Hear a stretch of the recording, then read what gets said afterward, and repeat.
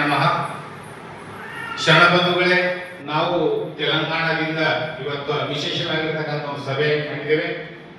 ಬರುವ 28ನೇ ತಾರೀಕು ಶರಣಭೂಮಿ ಬಸವ ಕಲ್ಯಾಣದಲ್ಲಿ ಕನೇರಿ ಶ್ರೀಗಳ ಶಿವಶರಣರ ಹಿಂದೂ ಸಮಾವೇಶ ಅಂತ ಕಾರ್ಯಕ್ರಮ ಹಮ್ಮಿಕೊಂಡಿದ್ದಾರೆ.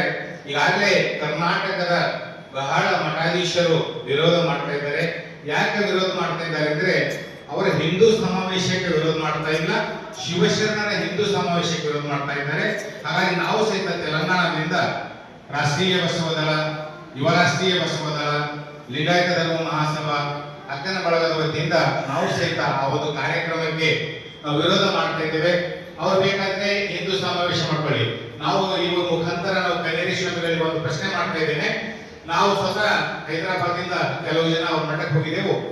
ಆ ಕನೇರಿ ಸ್ವಾಮೀಜಿಯವರ ಮಠದಲ್ಲಿ ಯಾವುದೇ ಬಸವ ಪರಂಪರೆ ಆಚರಣೆಗಳು ಇಲ್ಲ. ಅಲ್ಲಿ ಯಾವುದೇ ಒಂದು ಶಿವಶರಣರ ಒಂದು ಭಾವಚಿತ್ರ ಸಹಿತ ಇಲ್ಲ. ಆದ್ರೆ ಅವರು ಈ ನಮ್ಮ ಶಿವಶರಣರ ತೆಗೆದುಕೊಂಡು ನಮ್ಮ ಸಂಘಟನೆಯಲ್ಲಿ ಒಂದು ಚ್ಯುತಿ ತರುವಂತಹ ಕೆಲಸ ಮಾಡ್ತಾ ಇದ್ದಾರೆ. ಹಾಗಾಗಿ ಅವರ ಏನೇ ಇರಲಿ, ಅವರ ಸಂಘರ್ಷ ಅವರ ಸಂಘಟನೆ ಅವರು ಮಾಡಲಿ. ಆದ್ರೆ ಆ ಶಿವಶರಣರ ಒಂದು ಸಮಾವೇಶ, ಶಿವಶರಣ ಬಸವಾದಿ ಶರಣರು ಇಡೀ ಜಗತ್ತಿಗೆ ಸಮಾನತೆಯನ್ನು ಸಾರಿದವರು, ಮೂಢನಂಬಿಕೆಗಳನ್ನು ತೆಗೆದಂತವರು. ಆ ಒಂದು ಸಮಾವೇಶಕ್ಕೆ ನಾವು ಹೈದರಾಬಾದ್ನಿಂದ ನಾವು ಆ ಕಾರ್ಯಕ್ರಮಕ್ಕೆ 28ನೇ ತಾರೀಕಿಗೆ ಈಗಾಗಲೇ ಸರ್ಕಾರದ ವತಿಯಿಂದ ಸಹಿತ ಆ ಕಾರ್ಯಕ್ರಮಕ್ಕೆ ರದ್ದುಗೊಳ್ಳಲಾಗಿದೆ. ಹಾಗಾಗಿ ನಾವು ಸಹಿತ ವಿರೋಧ ಮಾಡ್ತೇವೆ. ನಮ್ಮ ಹೈದರಾಬಾದ್ನಿಂದ ಲಿಂಗಾಯತ ಧರ್ಮ ಮಹಾಸಭಾದ ಅಧ್ಯಕ್ಷರು ಆ ಒಂದು ಸಮಾರಂಭ ಕುರಿತು ಅವರು ಮಾತಾಡ್ತಾರೆ. ಓಂ ಶ್ರೀ ಗುರು ಬಸವಲಿಂಗಾಯ ನಮಃ.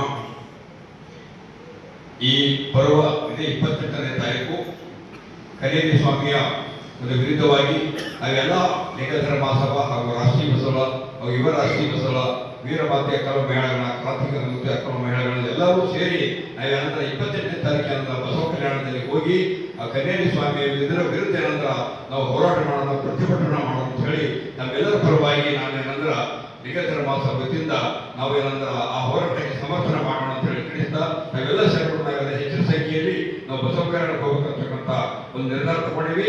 ನಾವು ಬಂದೇ ಬರ್ತಿರತಕ್ಕಂಥ ಹೋರಾಟದಲ್ಲಿ ಭಾಗಿಯಾಗಿರ್ತಕ್ಕಂಥ ನಿರ್ಧಾರ ಅದೇ ರೀತಿಯಾಗಿ ನಮ್ಮ ಯುವ ರಾಷ್ಟ್ರೀಯ ಬಸವ ಅಧ್ಯಕ್ಷರಾಗಿರ್ತಕ್ಕಂಥ ಮಧುಶಂಕರ್ ಸಹಿತ ಆ ಒಂದು 20ನೇ ಕಾರ್ಯಕ್ರಮದಲ್ಲಿ ನಾವು ವಿಚಾರ ತಿಳಿಸಬೇಕು. ఓం శ్రీ గురు బసవలింగాయ నమః. తెలంగాణలో ఉన్నటువంటి బసవాభిమానులకు ముఖ్య గమనిక ఏంటంటే, బసవేశ్వరుని మనము లింగాయతులు అవ్వచ్చు, వీరశైవ లింగాయతులు అవ్వచ్చు, మనము మనస్ఫూర్తిగా బసవేశ్వరుని మెచ్చే విధంగా బతుకుతున్నాం.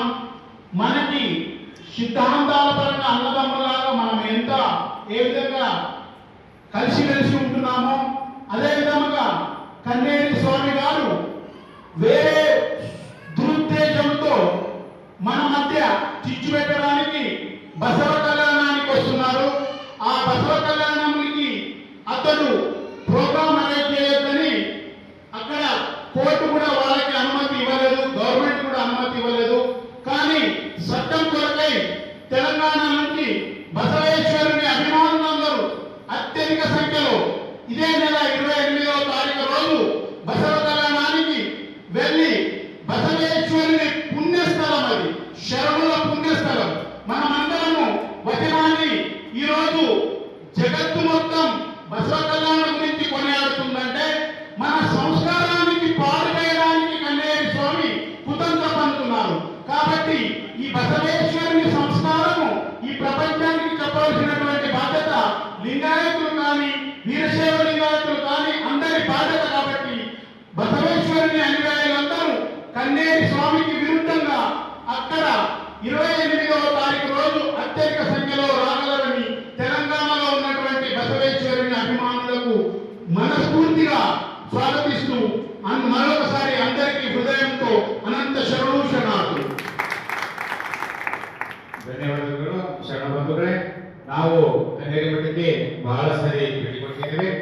ಅವರಲ್ಲಿ ಮಕ್ಕಳನ್ನು ಸಹಿತ ಸ್ಕೂಲಲ್ಲಿ ಸೇರಿಸಬೇಕಾದ್ರೆ ಅವ್ರು ಏನ್ ಮಾಡ್ತಾರೆ ಅಂದ್ರೆ ಉಪನಯನ ಮಾಡ್ಕೊಂಡು ಸೇರ್ತಾರೆ. ಬಸವಾದಿ ಶರಣರ ಯಾವುದೇ ಆಚಾರ ವಿಚಾರ ಅವರು ಮಾಡ್ತಾ ಹಾಗಾಗಿ ಅವರು ನಮ್ಮ ಒಂದು ಸಂಸ್ಕಾರಕ್ಕೆ ಚ್ಯುತಿ ತರುವಂತ ಕೆಲಸ ಮಾಡಬಾರ್ದು. ಅವ್ರು ಹಿಂದೂ ಸಮಾವೇಶ ಮಾಡ್ಕೊಳ್ಳಿ, ನಮಗೆ ಅಭ್ಯಂತರ ಇಲ್ಲ. ಆದರೆ ಬಸವಾದಿ ಶರಣರ ಈ ಜಗತ್ತಿಗೆ ಸಮಾನತೆ ಸೇರಿದಂತ